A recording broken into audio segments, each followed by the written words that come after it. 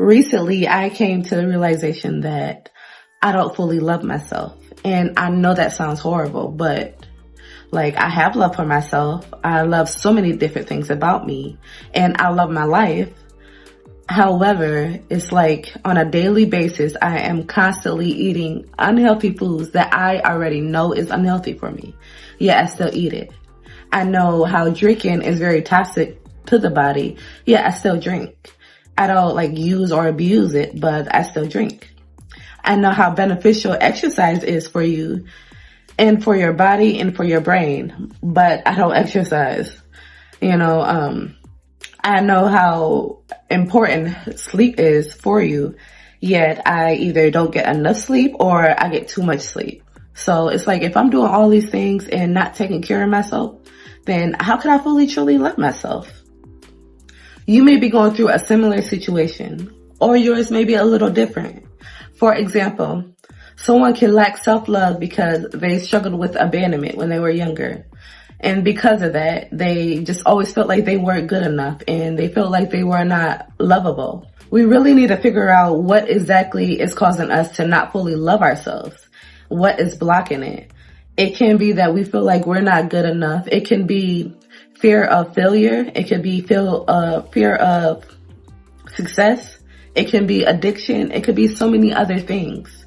But the beauty of it all is that we can work on these things. A way that we can work on fully loving ourselves is by doing some shadow work. We really need to sit there and think about, what has caused us to lack self-love in the first place and what are our distorted thoughts behind this. We really need to sit there and think about where it all came from, and that's the way that we can work towards fixing this issue. Whatever is causing that blockage, and I know it's not that easy depending on the situation, but I do think it's best for you to just look at it like whoever it was that raised you or that had that effect on you, that they did the best that they can. Some people, they grow up a certain way and, they feel like that's the way that you should grow up.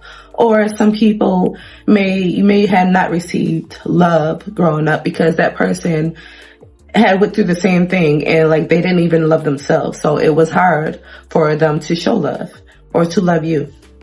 Or you can tell yourself that you were meant to go through certain things just so that you can grow through it and become better, and that you can help other people who are going through the exact same thing. You can also tell yourself that, well, this person was just mentally messed up. The point is that, holding a grudge is going to do way more harm than good for you.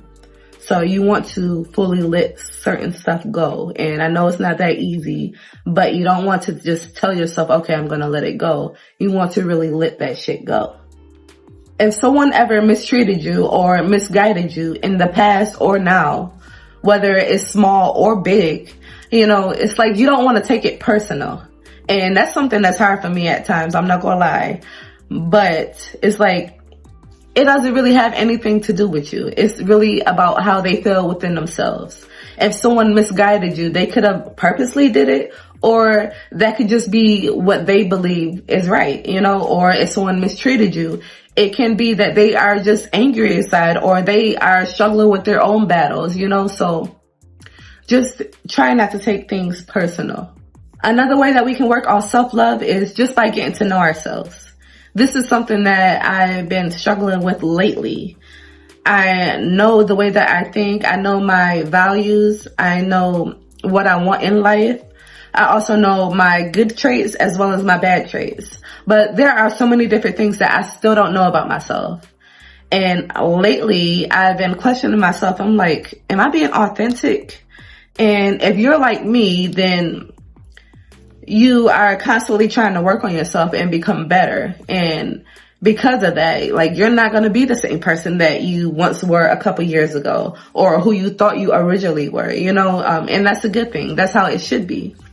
But it will have you questioning yourself like, well, if that's not who I am, then who am I, But one thing that I can say that has not changed since working on myself are my core values, the way that I think, which you can change the way that you think, but I don't want to change the way that I think. And also your heart. Things that you can do to learn more about yourself is by creating a natal chart. If you have not seen my video about that, then make sure you check my video out. I'll put the link in the description so that you can see it, because that has been helping me a lot. Another thing that I have done is I booked a session with King Simon. He is great with numbers and numerology. He had broke down my first name, my middle name, and my last name, and also my birthday. And he explained to me, you know, what my strengths and weaknesses are, and also where my future can be, depending on if I put the work into it. So, he is a great person. He has helped me a lot, and I really encourage you to check him out and book you a session, because, he's very gifted. Other things that you can do is you can also just figure out like what makes you unique. You know, a lot of people, we try to hide what makes us different, but that is the beauty of us. You know, you want to encourage and, you know, just put that out there more of what makes you different, because you really don't want to be like everybody else. You know, the world would be so boring if everyone was the same. So, also, you can figure out, you know, what do you do? What have you ever done that really brings you joy and peace and happiness and makes you just feel so warm inside? That doesn't have anything to do with money. You know, that can be your purpose, you know, or it can be something that you should explore to find your purpose.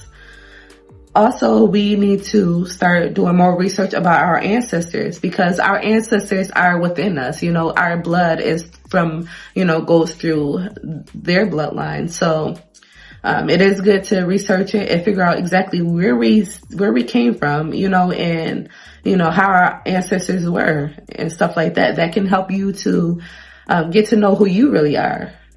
You can also do like plenty of other little things. Like the other day I had purchased a cheap little $8 blood kit from Amazon, and I am going to use it to figure out what my blood type is.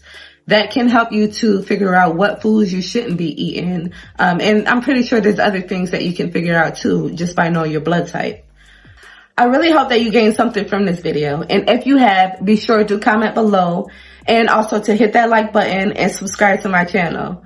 If there's anything that you would like to add to the video, be sure to put that below as well. If there's anything that you would like me to do a video on, be sure to put it below. All right, y'all. Until the next video, I'll see you later. Bye. Bye.